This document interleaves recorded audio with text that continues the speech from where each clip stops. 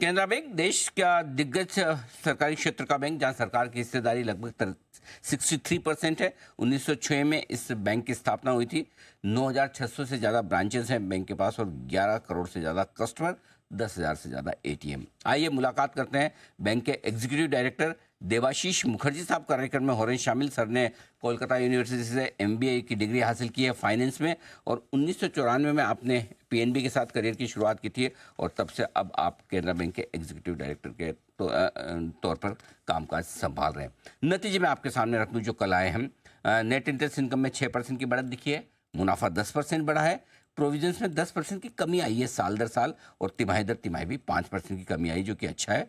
Global advances लगभग 10% बढ़े हैं और ग्लोबल डिपॉजिट लगभग 12%। नेट इंटरेस्ट मार्जिन 2.9%, 3.05% से 15 बेसिस पॉइंट घटकर ये है रिजल्ट आपके सामने।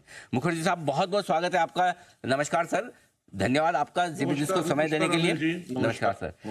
सर, नतीजों से शुरुआत करते हैं। जो सबसे बढ़िया चीज मुझे आपके नंबर्स में दिखी है वो प्रोविजनिंग में कमी है। आमतौर पर इस क्वार्टर में हम देख रहे हैं बैंक्स के प्रोविजनिंग में कमी आती हुई, बढ़त आती हुई दिख रही है, लेकिन केनरा बैंक ने इसके विपरीत कमी की है। क्या वजह है आपके प्रोविजंस कम हुए हैं सर?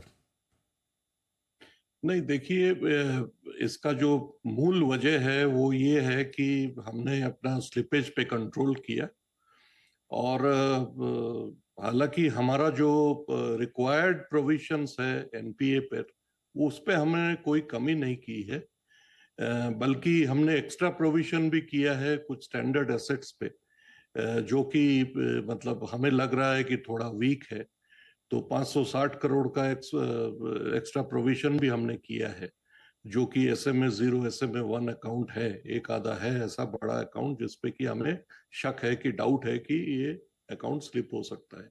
तो प्रोविजन जो घटा है वो हमें दिख रहा है, बट जो रिक्वायर्ड प्रोविजन है उस पे कोई कमी नहीं है।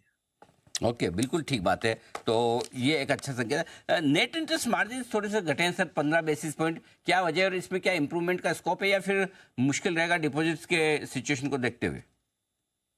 अनिल जी, आप हम लोगों का लास्ट क्वार्टर का भी जो हमने बताया था कि हमारा जो गाइडेंस था वो 290 295 के आसपास ही था, और that was for the financial year. इसलिए ये जो 290 का जो निम आया है, ये हमारे लिए कोई सरप्राइज नहीं है। ये तो हमने ऐसे ही कहा था और वो ही हमने मेंटेन किया है। आगे चल के थोड़ा सा इसमें बढ़त हो सकता है, बहुत ज्यादा नहीं, मे बी 2.95 हम मान के चल सकते हैं। ओके, ठीक बात है। 290 295 ये आपके लिए नेट इंटरेस्ट मार्जिन रहने को मिल। डिपॉजिट्स को लेकर सर, प्राइवेट सेक्टर बैंक्स में ज़्यादा समस्या है, डिपॉजिट शायद कम मिल रहे हैं। आपके यहाँ क्या सिचुएशन है? क्या डिपॉजिट ग्रोथ रीजनेबल है, ठीक है, आपकी उम्मीद के मुताबिक है? आगे किस तरह के संकेत है सर? सर देखिए, इसमें जो टर्म डिपॉजिट है, टर्म डिपॉजिट का ग्रोथ हमारा YOY अगर आप देखेंगे, इवन QOQ जो देखेंगे, YOY में हमारा 14 से ऊपर है, जिसमें रिटेल टर्म डिपॉजिट खास करके 10% से ऊपर है, तो जिसको हम अच्छा मानते हैं। हमारा कासा ग्रोथ भी हमने 4.5% से ऊपर YOY इस क्वार्टर में किया है। हालांकि इसमें हमारा जो इंडिविजुअल सेविंग्स बैंक डिपॉजिट्स है, इसमें हमारा ग्रोथ काफी अच्छा है, तो हम इसको मेंटेन करेंगे। डिपॉजिट को लेकर के हमें कोई समस्या दिखती नहीं है। थोड़ा रेट का इशू है, वो तो मार्केट का इशू है। तो डिपॉजिट को लेकर किसी तरह की समस्या नहीं है। एक और बात सर, नतीजों से हटकर जो आपसे लेना चाहता हूँ वो ये कि जो आज आरबीआई की तरफ से ड्राफ्ट सर्कुलर आया है एलसीआर के नए नियमों को लेकर, क्या इससे बैंक से नेट इंटरेस्ट मार्जिन और प्रॉफिट पर कुछ कमी आएगी? रिटर्न ऑन एसेट्स वगैरह ये कम होंगे अगर इसे इसी तरह से लागू किया जाए तो?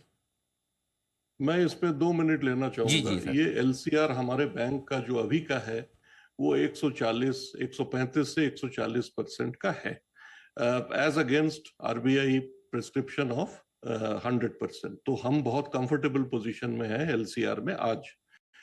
ये जो नया गाइडलाइंस है, इसमें जब ये लागू होगी 1 अप्रैल 25 से, इम्पैक्ट हम जो देख रहे हैं, जो रफ कैलकुलेशन हम लोगों ने किया है, उसमें 10 से 12% का इम्पैक्ट हमारे एलसीआर पे आएगा। तो ये बहुत बड़ा इम्पैक्ट नहीं होगा। इसमें हमारा बैंक का जो ऑपरेशन है इसमें ज्यादा इफेक्ट नहीं होगा, बिकॉज हम ऐसे ही 140 के रेंज पे हैं, 135-140 के रेंज पे हैं। तो with regard to your specific question कि इसमें इम्पैक्ट क्या होगा, इसमें देखिए इम्पैक्ट थोड़ा बहुत तो होगा, इन द सेंस दैट इसमें डिपॉजिट रेट्स पे इम्पैक्ट होगा, इस पे सीडी रेशियो पे थोड़ा इम्पैक्ट हो सकता है। लेकिन क्योंकि हमारा लिक्विडिटी पोजीशन बहुत कंफर्टेबल है और आगे भी चल के जब ये लागू होगी तब भी हम कंफर्टेबल रहेंगे, तो इम्पैक्ट। जी सर।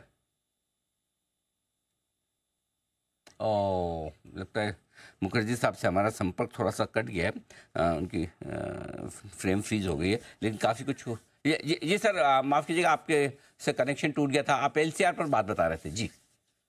जी, एलसीआर के बारे में मैं आपको यही बताना चाहूंगा। आप सुन पा रहे हैं सर, अब मुझे? मैं सुन पा रहा हूँ, अच्छे से सुन पा रहा हूँ, बताएं सर। एलसीआर के बारे में मैं ये बताना चाह रहा था आपको कि अभी भी हमारा जो एलसीआर है वो 135 से 140% के आसपास है। आरबीआई का प्रेस्क्रिप्शन 100% है, तो जिससे हम काफी आगे हैं।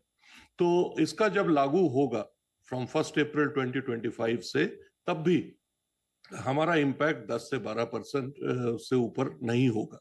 तो बैंक का पोजीशन काफी कंफर्टेबल रहेगा। इसमें थोड़ा बहुत इम्पैक्ट जो मार्केट पे सबके लिए पड़ेगा, वो थोड़ा सा डिपॉजिट रेट पे एडवर्स इम्पैक्ट हो सकता है, सीडी रेशियो पे थोड़ा एडवर्स इम्पैक्ट हो सकता है, लेकिन हमारे बैंक के लिए क्योंकि हमारा पोजीशन कंफर्टेबल तब भी रहेगा, तो इम्पैक्ट बहुत ही मार्जिनल होगा। चलिए, अच्छी बात है, कम से कम कैनरा बैंक के लिए बहुत ही नहीं के बराबर या बहुत ही कम असर होगा, लेकिन हाँ, बैंकिंग सेक्टर के लिए थोड़ा सा नेगेटिव असर होने की संभावना बिल्कुल है। धन्यवाद सर, आपने समय दिया नतीजों पर, बैंकिंग सेक्टर के सिचुएशन पर, डिपॉजिट्स पर और एलसीआर के नए नियमों पर आपने हमें पूरा अपना मार्गदर्शन दिया। Thank you so much sir, बहुत बहुत